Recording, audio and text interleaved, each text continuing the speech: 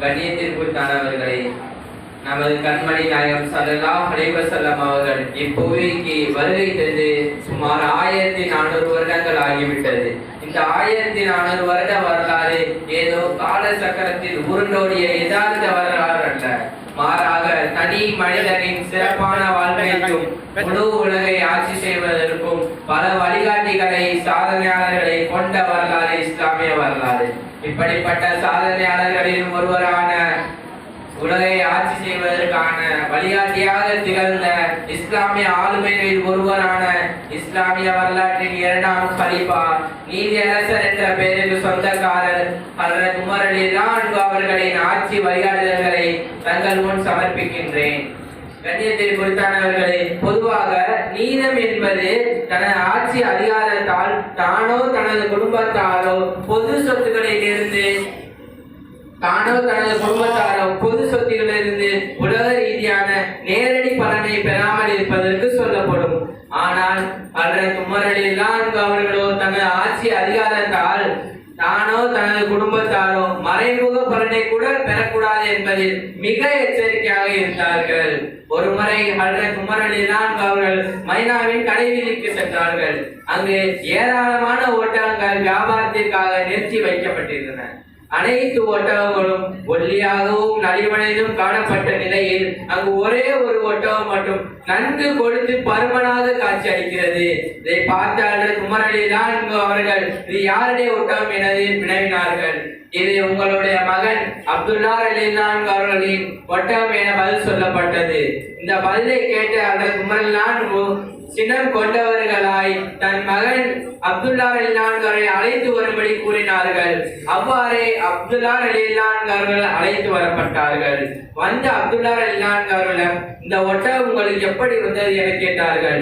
இந்த ஒட்டகம் தன் சொந்த பணத்தால் வியாபாரத்திற்காக வாங்கியதாகவும் நன்கு கொளுத்தவுடன் இப்பொழுது விற்பனை கொண்டு வந்துள்ளதாகவும் கூறினார்கள்.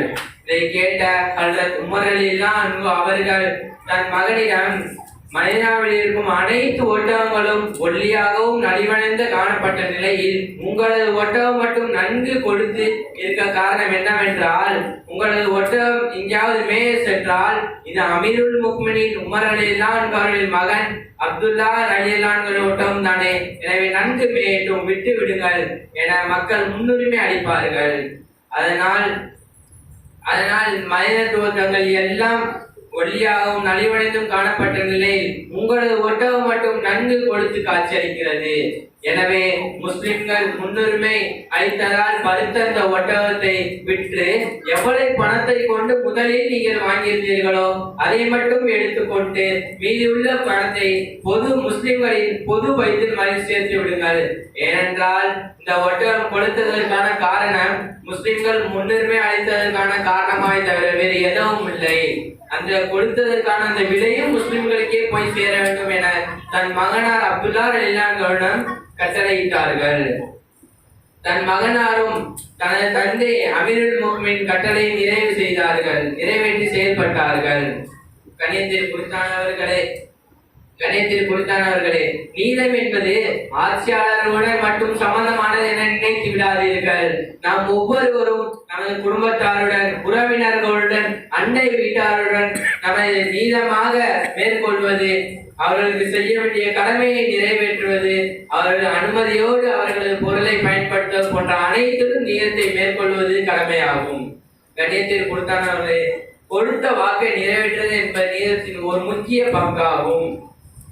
கணியத்தில் குறித்தானவர்களே, ஹஜ்ரத் உமர் ரலியல்லாஹு அன்ஹு அவர்கள் ஆட்சி காலத்தில் பல ஒப்பந்தங்களை மீறி முஸ்லிம்கள் பலரை கொலை செய்த குர்முசான் என்பவன் பிடிக்கப்பட்டு ஹஜ்ரத் உமர் ரலியல்லாஹு அன்ஹு அவர்கள் முன் கொண்டு வரப்பட்டான். அமீருல் முஃமினீன் இவரை கொலை செய்து விடுங்கள் என்றார்கள். குர்முசான் பெரிய அறிவாளியாக இருந்தான். மேலும் முஸ்லிம்கள் வாக்குறுதி கொடுத்தால் அதை பூர்த்தி செய்வார்கள். வாக்குறுதியை பூர்த்தி செய்வது இஸ்லாத்தின் மார்க்க ரீதியான கடமை என அவன் அறிந்திருந்தான். அவர் தன்னை காப்பாற்றிக் கொள்ள ஒரு திட்டம் தீட்டினான். கொலை செய்வார் வாளை எடுத்துக்கொண்டு வரும்பொழுது தனக்கு தண்ணீர் வேண்டும் என்று கூறினான். அவ்வாறே அவனுக்கு தண்ணீர் தரப்பட்டதும் அவன் அதை பருகும் போது கோப்பையை வாயிலிருந்து அகற்றிவிட்டு, நான் இந்த தண்ணீரை குடிக்கும் போது என்னை கொன்று விடுவீர்களோ என்று எனக்கு பயமாக உள்ளது என்று கூறினான். அமீர் ருக்மி, நீ இந்த தண்ணீரை குடித்து முடிக்கும் வரை உன்னை கொலை செய்யப்பட மாட்டாது என்று கூறினார்கள். உடனே அந்த தண்ணீரை கீழே ஊற்றிவிட்டான். பிறகு நீங்கள் இனி என்னை கொலை செய்ய முடியாது, நீங்கள் இந்த தண்ணீரை குடிக்கும் வரை என்னை கொல்ல மாட்டீர்கள் என வாக்குறுதி கொடுத்து விட்டீர்கள். ஆகவே நீங்கள் இனி தண்ணியை பூமியில் இருந்து பிரித்து பருக வைத்த பிறகு வேண்டுமெனால் என்னை கொல்லுங்கள் என்று கூறினான். அந்த முறையில்தான் அவர்கள் குர்முசானுடைய தந்திரத்தை பார்த்து சிரித்தார்கள். பிறகு அவனை விடுதலை செய்யும்படி கூறினார்கள். அதன் பிறகு அவனும் முஸ்லீம் ஆகிவிட்டார். அதற்கு முறையில்தான் அவர் முஸ்லீமானவர் மிகவும் சந்தோஷம் அடைந்து மதீனாவில் தங்குவதற்கு இடமளித்தார்கள்.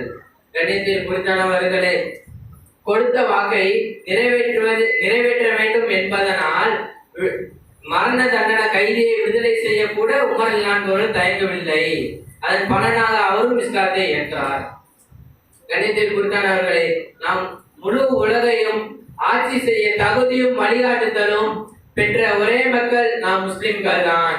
நாம் ஒவ்வொருவரும் அல்லாஹ்விற்கு செய்ய வேண்டிய கடமையும் அடியார்களுக்கு செய்ய வேண்டிய கடமையும் சரியாக நீதமாக நிறைவேற்றினால் 7 வானம் 7 பூமிக்கு அதிபதியாகி அல்லாஹ் நம்மிடம் உலக ஆட்சியை கொடுத்த அளவு பார்ப்பான் என்பது அணுவளவும் சந்தேகம் இல்லை. அல்லாஹ் தஆலா அப்படிப்பட்ட உன்னத நிலையை ஏற்படுத்தி தந்தருள்வானாக. வாஹித் தாவானா அல்ஹம்துலில்லாஹி ரப்பில் ஆலமீன். அல்ஹம்துலில்லாஹ், மாஷாஅல்லாஹ். அல்லாஹ்வுடைய பெரிய திருப்பதினால உமர் ரலியல்லாஹு அன்ஹுடைய நீளம் சம்பந்தமாக நமது மக்களுடைய 7ஆம் வகுப்பு மாணவர்கள் அழகாக சொல்லி போகிறாங்க. மாணவர் இன்னொரு விஷயம் மாணவர் சம்பந்தமாக குறிப்பிடத்தக்க வேண்டியது பாருங்க.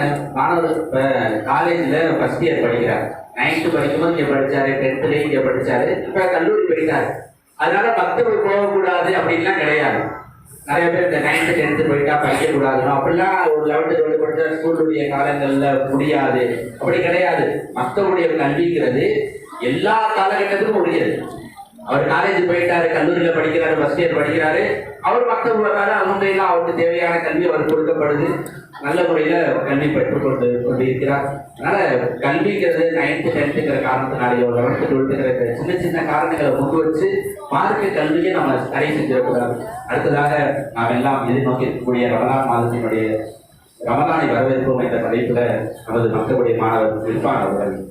அல்ஹம்துலில்லாஹி ரப்பில் ஆலமீன். அஸ்ஸலாத்து வஸ்ஸலாமு அலா அஷ்ரஃபில் அன்பியாஇ வல் முர்ஸலீன்.